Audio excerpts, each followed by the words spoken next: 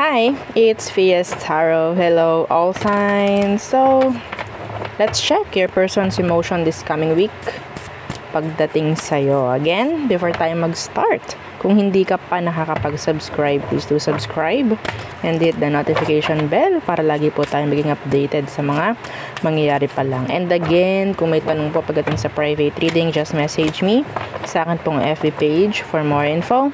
Ganun rin po pagdating sa ating mga charms. So, again, yung ating mga charms, ito yung isa, yung ating cord cut, siya yung nagtatanggal ng MALAS, no, ng alat at ng blockages, okay, sa frequency, sa energy mo, para what? Dumaloy ng maganda ang blessings, okay, dumaloy ng maganda ang mga opportunities, the positivities pagdating sa energy, okay. And syempre, yung ating 2-in-1 love and money bracelet, na ating inia-advise na samahan ng evil eye protection or nitong ating cord cutting, para kung ano man po yung ibibigay niya or may gagrant niya sa'yo in terms of love or money is madaling papasok, hindi mababara, okay.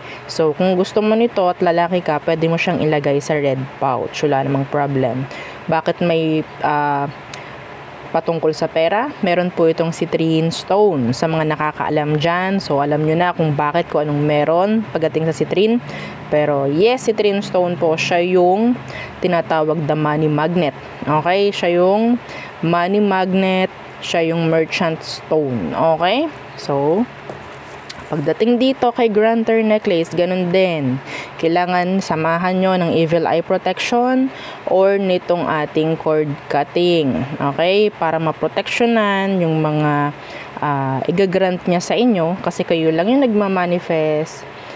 Siya lang yung mag-grant, okay? Nasa frequency yung inyong mga minamanifest, so doon tinatarget, doon nasasabotahe ng mga nagbabato ng evil eye sa inyo, okay? Doon siya nasasabotahe, doon pa lang sa frequency, okay? So kung igagrant niya at naproteksyonan, meaning buo niyang maibibigay, hindi wasak, hindi basag, hindi kulang-kulang, hindi delay, mga ganyang bagay, okay? Yes, pwede naman kasi niyang i-grant no? Pero pwedeng delay kasi na evil eye, mga ganong bagay, okay? So ang mas maganda, ito yung i-partner, kasi kung may blockages ka at wish ka ng wish, manifest ka ng manifest, hindi pa rin papasok, okay po, hindi pa rin papasok because of the blockages. So kung napapansin niyo, tagal nyo nang may ganto, ganyan, bakit hindi pa rin napasok, bakit ganyan, di ba? Hindi nyo alam, pwedeng meron na kayong mga blockages sa inyong mga energies. Okay?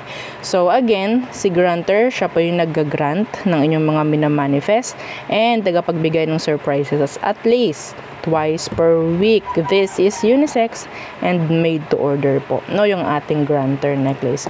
And yes, available ang ating mga evil eye protection. So isa na to dito. Okay, yung ating ring, this is adjustable. Wala nang kailangang ibigay na size, okay? So meron din tayong necklace and bracelet. So meron din tayong for cleansing and recharging ng ating mga charms. So, okay, so again, sa mga hindi nakinig, sa umpisa po ako nagsasabi ng mga details, diba, ng charm. So kung may tanong, message lang po, no, sa akin pong FB page, sa legit FB page ng Fias Tarot, okay? Sobrang dami po kasing gumagaya ng page. So yeah, be aware, be vigilant. So let's start. Air signs. So ano ba ang emosyon ng taong iniisip mo? Okay, anong emosyon niya sa'yo? So sino ba to? The Knight of Pentacles. So si Knight of Pentacles could be somebody na mabagal kumilos, may pagkaganon siya, okay, may pagkamabagal in general. Pwedeng wala kayong walang masyadong ganap pagdating sa inyong dalawa. Okay,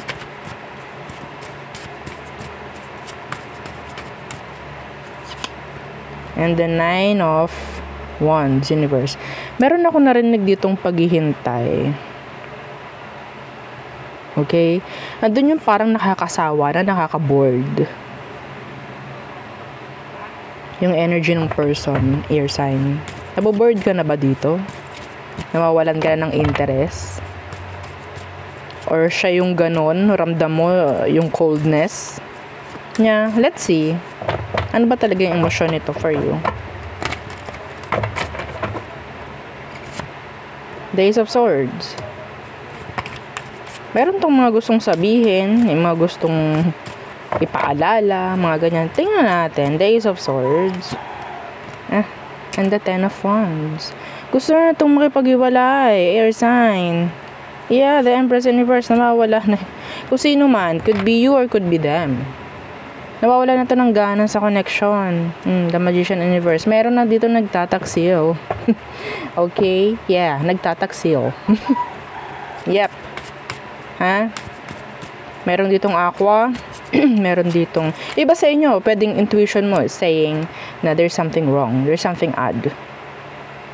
Okay? Ramdam mo yung parang pagbabago ng tao. Yeah. So, may chance this week, this coming week, may chance na ipaparamdam sa'yo talaga yung detachment, coldness, distant, pagiging distant nila, no, this week. Yes. Ay, parang paayaw na tong taong to. Okay? Paayaw na. Well, sasabihin ko yung iba sa inyo, may chance na talaga itong taong to is makipaghiwalay this week. Okay? Kaunti na lang to. Kaunti na lang. Yes. Pwedeng pwedeng flip yung energy kung ikaw ito sa kanya. Okay? So, there. So, next. Fire signs. Aries, Leo, Sag. Who is this person? Let's see their emotions this coming week.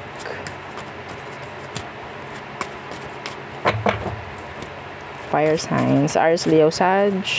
Oops. Too many. Who is this? Who is this fire signs? Fire signs. Who is this? The Chariot Universe. Cancerian. Okay. Page of Swords. May mga pag-i-stock ako nakikita rito. Meron pa ritong hindi nakaka-move on from the person. Meron paghihintay. Okay.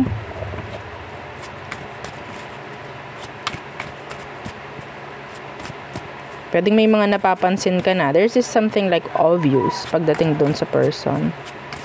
I don't know. In general, meron kang mga napapansin. So, ano bang emosyon nito for you?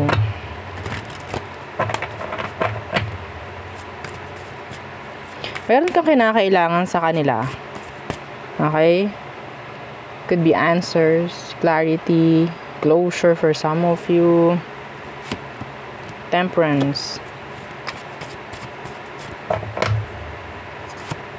The World. What? Parang ang dami ditong energy na parang nakikibaka pa rin. Oo, sa mga taong parang paayaw na. Anyway, so their emotion is being patient. Okay? I don't know kung anong meron. Parang pareho kayong naghihintayan ng taong to. May distansya, iba sa inyo kayo ay magkahiwalay nga. Okay? Para kayong hindi malabong nag-i-stock din tong taong to sa'yo. Kung nag-i-stock ka sa kanya, nag-i-stock rin siya sa'yo. Okay? So, accepting lang. Itong person is ina-accept lang niya kung anong meron sa inyo sa ngayon. Pero, they're still waiting. They are still waiting sa kung anong pwede pang mangyari sa connection ninyo. Okay? So, yeah. The Ace of Swords. Some of them, they're open pagdating sa communication. They know kung anong gusto nilang sabihin. Pero, maybe the separation itself, yung parang nagiging hindrance or blockages dito. See? The Moon. They're sad. This is mirroring Okay? That's mirroring. They're sad. So, sabi ko sa inyo, kung anong ginagawa mo ngayon, yun din ang ginagawa nila. This is waiting game. Mga fire signs. Waiting game. So, next. Water signs. Okay. Water signs, Cancer, Scorpio, and Pisces. Your person's emotion this week. Your person's emotion this week for you. So, sino itong nasa utak mo ngayon? Tingnan natin kung makaka-connect ka. So, sino ba siya? Tingnan natin. Sino ito para alam mo na siya yung ating binabasa. Sino to? Water signs. The Devil. Could be a Capricorn. There's this attachments still. Okay. Ano tong The Devil? The Two of Pentacles in reversed. Water signs. Ang nakuha ko dito, ang hirap alisan ng taong to, ang hirap bitawan, ang hirap i-drop. That is why the Nine of Cups in reverse. Pwedeng siya yung wish fulfillment mo, pero parang kailangan i-drop. I don't know why. May kanya-kanyang mga dahilan. Okay? Pwedeng may kanya-kanya silang dahilan or kayo. May kanya-kanya kayong dahilan. This is like an unfulfilled wish. Ito yung taong parang ang hirap makamit, ang hirap makuha. Okay? So, sabi ko nga, mahirap alisan. So, ano bang emosyon niya ngayon? Some of you, ito yung taong kailangan mong layuan. Okay? Kahit mahirap. This is like, struggle. Nagsasuffer ka kapag wala to. Feeling mo talagang mabigat, no? Kapag wala siya. Mahirap alisin, mahirap mag-detach. Emotionally, physically, mentally. I don't know kung financially. Okay? Yeah, the Tower in reversed. So, emosyon niya ay the Tower in reversed. The High Priestess. Pinapagana ng taong ito yung kanyang logic, not the emotion. Okay? Not the emotion. Yeah. So, sabihin nating kung may separation dito, kasi pwedeng meron, the Two of Pentacles in reverse, that's dropping. Okay? May chance na talagang lumalayo. Okay? Kahit mahirap. Pareho kayo nito. Pareho kayo nito. Mahirap to para sa'yo, mahirap din para sa kanya. This is burden. A burden. Gusto kanyang makita, gusto kanyang makausap, pero kailangan kanyang layuan. Kailangan kanyang layuan. Kailangan kanyang hindi makita. Kasi every time na magkikita kayo nito, parang lalo kayong mahihirapang dumistansya sa isa't isa. See? There's effort. May pag-effort. The Nine of Cups in reversed. Same to ng energy nung kay fire sign. Some of you could be dealing with a fire sign. Okay? So, mabigat ang loob. Mabigat, malungkot. Gusto kang makita pero hindi dapat. Nilalabanan nila yung sitwasyon, nilalabanan nila yung sarili nila sa lahat ng mga kagustuhan pagdating sa'yo. Okay? So, there. So, next. Earth signs, Taurus, Virgo, Capricorn. Let's see. Your person's emotion this week for you. Oh, yan. Kita na lahat. Okay, Earth signs. Your person's emotion this week. So, sino ba ito? Earth signs. Okay. Ibinato, si Wheel of Fortune in reversed. Oh my. Pwedeng meron ditong hindi nagtutugma. Merong hindi nakikisama. Okay. The Wheel of Fortune in reverse. Could be karmic. The Two of Swords in reverse. Parang pagdating sa taong to, lahat kakayanin. Lahat pagdidesisyonan. Yeah. The Queen of Cups in reverse and the Queen of Pentacles. May chance na parang pwedeng inuuna mo to kaysa sa mga pangangailangan mo, or ganun din siya pagdating sa'yo. Okay, this is karmic, I think.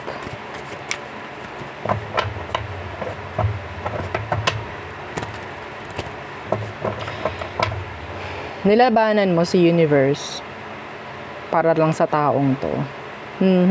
Nilabanan mo yung current na ibinigay ni universe. Hindi ka nakigo with the flow. Pwedeng dumidesisyon ka para sa sarili mo. Kahit may decision si universe para sa'yo. Ito yung taong yun. Pwedeng tinatanggal niya itong taong to sa buhay mo, pero dumidesisyon ka na hindi. Na huwag. Yes, nilalabanan mo yung sitwasyon. So, let's see, ano bang emosyon ng taong to sa'yo, Earth signs?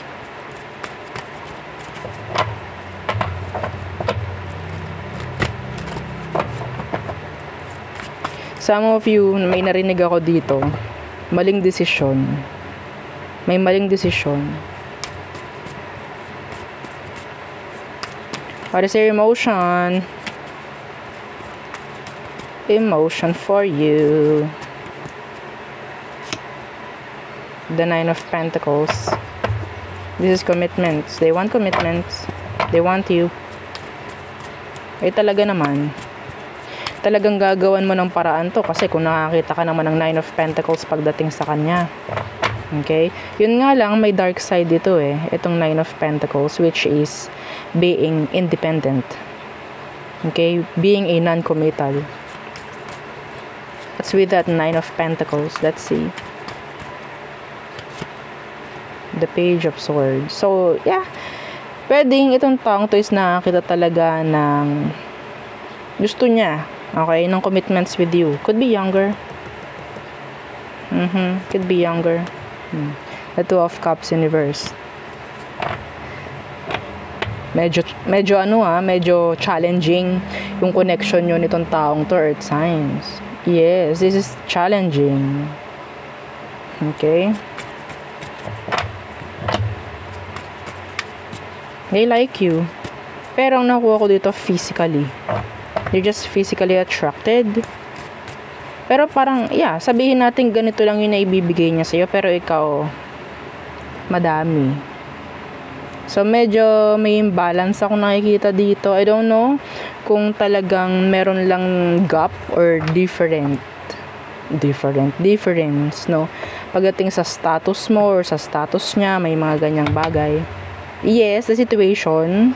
Ito yun, the situation. Okay, the Wheel of Fortune in reverse. Sabi ko nga, parang meron ditong hindi nakikibagay or hindi nakikisama. It could be the situation. Okay? Pero gagawa ng paraan. Didesisyon at didesisyonan hanggat maaari. Parang ganyan. Pero I don't know kung bakit parang inilalayo nga sa'yo tong taong to. Or ikaw mismo yung parang makakita nun.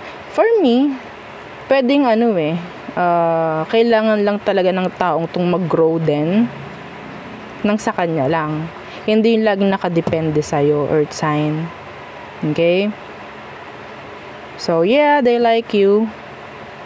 They want to see you every day. They want to talk, communicate. Pero, parang may kailangan pa siyang i-grow. Meron pa. So, ang nangyayari dito, this is a one-sided connection. Okay? Pwedeng one-sided. Yeah. Somebody's putting too much effort. Yeah, see? Too much effort dito sa connection na to. Pero yung isa is parang relax lang. Kasi ang tingin niya, their point of view is, okay, dito naman siya, so hindi ko naman kailangan gumawa ng masyado. Alam ko naman na gagaod ang aming connection because of, yeah, Earth sign. Okay? So, yeah. Yan. Ay, may nakita ko kayo na. The Seven of Pentacles universe, which is the Seven of Pentacles, which is expectations. Okay? Ano ba yan? Expectations versus reality. Okay? So, may mga kailangan i-grow to, may mga kailangan kang ituro sa person mo or sign. No? I don't know, it's up to you. Kanya-kanya yan. Okay? So, kailangan hindi masyadong maging soft. Anyway, so there. Yun ang aking reading for you, all signs. Again, please don't forget to like, share, and subscribe. And yeah, follow our FB page and yung atin pong second YouTube channel na nasa description box below. Again, thank you. Goodbye.